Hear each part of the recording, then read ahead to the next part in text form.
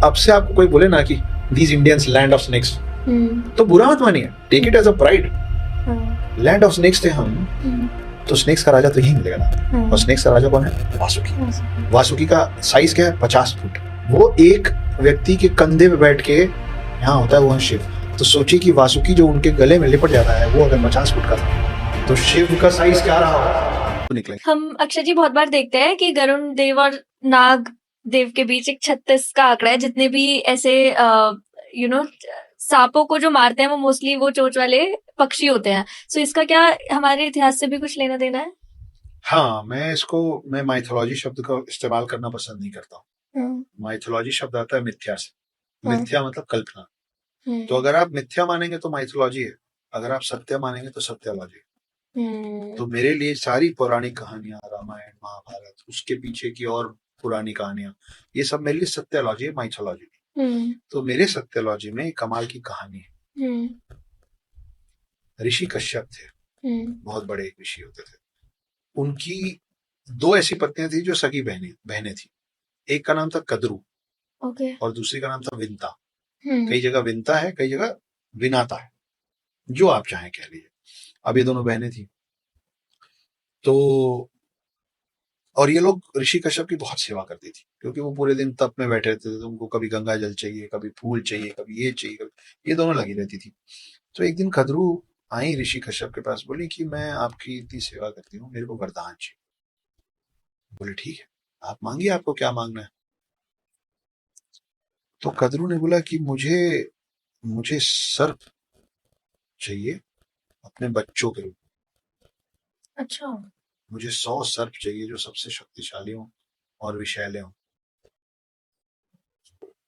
ऋषि कश्यप ने बोला तथास्तु, और उनको 100 अंडे मिले, 100x। ये बात जब पता चली विंता बोली उनको वरदान मिला, हम भी तो करते हैं, हमको भी चाहिए वरदान। ऋषि कश्यप ने बोला हाँ ठीक है, आप मांगिएगा। बोले मुझे जो भी दे, लेकिन उसके बच्चों से ज्यादा स्ट्रांग बच्चे चाहिए। उनको 2 अंडे मिले। बोले और लेकिन बड़े बड़े अंडे मिले। बोले अब छोटे अंडे, सांप के अंडे जल्दी हैच हो जाते हैं, जल्दी फूट जाते हैं। बहुत दिन हो गया, छोटे छोटे अंडे फूटने लगे, उसमें से सांप निकलने लगे। विंता इम्पेशेंट हो गई, सबर कम हो गया। बोले इसके अंडे फूट रहे, मेरे क्यों नहीं? उसने एक अंडा खुद फोड़ दिया अपने हाथ से। अच्छा। कि नहीं फूट रहा, मैं ही फोड़ के देख लेती हूँ। उसके अंदर ना एक इंसान आधा बना था, ऊपर का हाफ बॉडी बना था, नीचे का हाफ बॉडी अभी मैच्योर नहीं हुआ था। तो वो जो हाफ बॉडी निकला उसमें से, बहुत गुस्सा हुआ। बोला ये बहुत गलत किया आपने, मैं श्राप देता हूँ कि आपको ना बहुत साल तक अपनी ही बहन का गुलाम बनना, दासी बनना पड़ेगा। और वो चला गया, वो उड़ गया। अब दूसरे को उन्होंने हाथ नहीं लगाया। दूसरा अपने हिसाब से फूटा, तो उसमें से एक बहुत बड़ा पक्षी, जिसका शरीर इंसान का था और चेहरा पक्षी का था, वो थे गरुड़। जब तक गरुड़ बाहर निकले तब तक यहाँ सारे नाग निकल चुके थे। तो ये माना जाता है कि नागों की जो माँ है वो है कद्रू, और जितने दुनिया में नाग हैं वो सब उन्हीं के वंशज हैं। और एक गरुड़ निकला। अब गरुड़ जब निकले तो जब वो बड़े हुए तो उनको समझ में आया कि मेरी माँ तो अपनी बहन की और सारे सर्पों की दासी बनी हुई। तो बोले मैं हूं कि मेरी माँ को तुम लोग फ्री करोगे। तो सारे सर्प और कद्रू बोले कि अमृत कलश ले आओ वैकुंठ धाम से, विष्णु जी के पास, इंद्र से, हमको अमृत चखा दो, हम तुम्हारी माँ को फ्री कर देंगे। गरुड़ बहुत शक्तिशाली थे। गरुड़ बोले ठीक है। गरुड़ उड़ गए अमृत कलश लेने। उनके सामने इंद्र आए, उनको हरा दिया, और देवी देवता आए, उनको हरा दिया। फाइनली ये सब पहुंचे दौड़ते हुए विष्णु जी के पास कि अरे पता नहीं कहां से एक पक्षी है, चेहरा उसका पक्षी का, शरीर उसका आदमी का, बहुत शक्तिशाली, हम सब हार गए उससे, वो अमृत कलश ले जा रहा है। विष्णु जी आए, गरुड़ लड़ गया विष्णु से। वो थोड़ी मुश्किल हुई गरुड़ को हराने में, लेकिन इस युद्ध के दौरान जब हरा लिए तब उनको समझ में आया विष्णु जी को कि ये अमृत कलश अपने लिए नहीं चुरा रहा है, ये अपनी माँ के लिए, और ये खुद चखना भी नहीं चाहता है।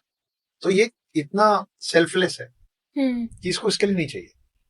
लेकिन अमृत ऐसे कैसे दे सकते हैं, सांपों को कैसे आप अमृत दे देंगे? तो विष्णु जी बोले कि ठीक है, मैं तुमको अमृत कलश ले जाने देता हूँ, लेकिन शर्त यह है कि अमृत कलश मैं अगर तुमको ले जाने दूंगा तो उसके बाद जीवन भर तुम मेरे वाहन रहोगे। तो गरुण अपनी माता से इतना प्रेम करते थे कि बोले मैं उनके लिए जीवन भर आपका वाहन बनने को तैयार, बस मेरे को ये अमृत कलश ले जाने दीजिए। तो बोले ठीक है, तुम ले जाओ, घास के एक ढेर के ऊपर उसको रख देना, तुम तो दे देना। बोला ये रख दिया मैंने, ये हो गया, मैं मेरी माँ, वो लोग बोल देंगे हाँ तुम अपनी माँ को लेके जाना, वो कलश उनके उनके मुंह में लगे उसके पहले मैं उसको वापस ले, deal done, deal done, okay. Garuda आए, गरुण ने वहां रखा। अब यहाँ पे इन दोनों का झगड़ा, टेंशन तो हो ही गया ना कि सारे सरपों से तो गरुण की नाराजगी है कि मेरी माँ को तुम लोग दासी बनाए थे। वो ला के रखे और बोले मैं अपनी माँ को लेके जा रहा हूँ। कद्रू और सारे सांपों ने बोला हाँ ले जाओ, ये रहा अमृत कलश। अमृत कलश को विष्णु जी आया और उठा के गायब। अमृत कलश को जब लेके उड़े तो एक बूंद अमृत उस घास में कहीं गिरा। अच्छा। और उस एक बूंद अमृत को चाटने की कोशिश में, कौन से घास में गिरा नहीं पता, उस समय जो सारे सांप थे वो घास के ब्लेड्स पे, घास के लाइंस पे अपनी जबान रगड़े, इसीलिए उनकी जबान कटी रहती। अच्छा। सांपों का जो सामने से दो होता है वो इसलिए होता है क्योंकि वो घास के धार से उन लोगों की जबान कट गई थी अमृत ढूंढते ढूंढते। तब से जो गरुण है, जो कि बहुत शक्तिशाली, इंद्र से भी ज्यादा शक्तिशाली, वो है विष्णु जी के वाहन। और जो उनका पहले जो भाई निकला था अंडे से, उसका नाम है अरुण। और अरुण क्योंकि चल नहीं सकते, अरुण है जो सूर्यदेव हैं, सूर्यदेव के 7 घोड़े हैं। सूर्यदेव का रथ देखिए आप, उनके सामने 7 घोड़े हैं। वो चिन्ह है, 7 घोड़े क्यों हैं? क्योंकि सूरज की रोशनी में 7 रंग होते हैं, किरण के रेनबो वाले 7 कलर्स होते हैं। वो 7 घोड़े मतलब 7 कलर्स हैं। तो आपके और मेरे पूर्वजों को उस समय भी मालूम था कि सूरज की किरण में जो रंग है वो 7 रंग होते हैं। और उस चैरियट का, उस रथ का जो सारथी है वो अरुण है क्योंकि वो चल नहीं सकता। कि सूर्य का सारथी कौन है? अरुण। और अब एक और बड़ी इंटरेस्टिंग बात की, जो गरुण है वो तो हो गए विष्णु जी के वाहन। शिव जी का वाहन है नंदी, लेकिन शिव जी के गले में जो है वो वासुकी। वासुकी को भारत में और हिंदू धर्म में वासुकी को सर्पों का राजा माना गया। अभी तक जो दुनिया में, ये अब मैं असलियत पे आता हूँ, अभी तक दुनिया में जो सबसे बड़े नाग का अवशेष मिला था, फॉसिल्स मिला था, उसको बोलते थे टाइटैनाबुआ। उसका जो नाम था टाइटैनाबुआ। मैंने एक रील देखी इसके बारे में, काफी बड़ा है वो बहुत बड़ा था। तो माना गया था कि वो दुनिया का सबसे बड़ा सांप है जिसके फॉसिल्स मिले। मतलब उस समय इससे बड़ा सांप कभी हुआ ही नहीं धरती पे। और उसका नाम था टाइटैनाबुआ। अभी 1 साल पहले गुजरात में, भारत में, उससे भी बड़े सांप का फॉसिल्स मिला, अवशेष मिले। अच्छा। उसका साइज है 15 मीटर। 15 मीटर मतलब 50 अराउंड 50 फुट। 50 फुट उस सांप का साइज है। ठीक है। अब आप, और उसका नाम, क्योंकि हम लोगों ने ढूंढा, हमारी धरती में मिला, उसका नाम रखा गया वासुकी इंडिकस। तो अगर अब से आपको कोई बोले ना कि these Indians land of snakes, तो बुरा मत मानिए, take it as a pride कि अब दुनिया का जो सबसे बड़े सांप का फॉसिल मिला ना, लैंड ऑफ स्नेक्स थे हम। तो स्नेक्स का, वासुकी का साइज क्या है? 50 फुट। आप सोचिए कि 50 फुट का वासुकी जिस शख्स के गले में बैठ जाता है, वजन भी तो होगा। हाइट साइज तो मैंने बता दिया 50 फीट।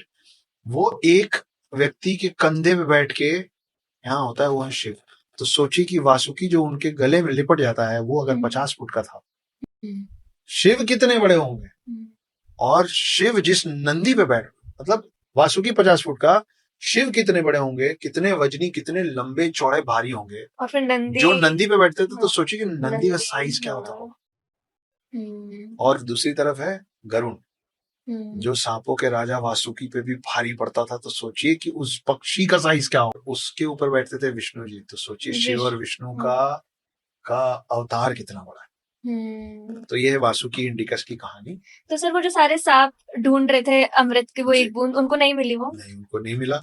उसी में से एक है शेषनाग, जो विष्णु जी जिसपे विराजमान होते हैं। वैकुंठ धाम में जब लेटते हैं तो शेषनाग पे लेटते हैं। सांपों का राजा जो है वासुकी है, जो शिव जी के गले में होता है। और विष्णु जी का जो वाहन है वो है गरुड़। और विष्णु जी और शिव जी दोस्त हैं। तो ये इनके वाहन और उनके गले में बैठे लोग एक दूसरे के साथ, लेकिन अपने मालिकों के तो अंडर ही रहना पड़ेगा ना। हाँ। ये है शिव और विष्णु की गाथा। काफी इंटरेस्टिंग।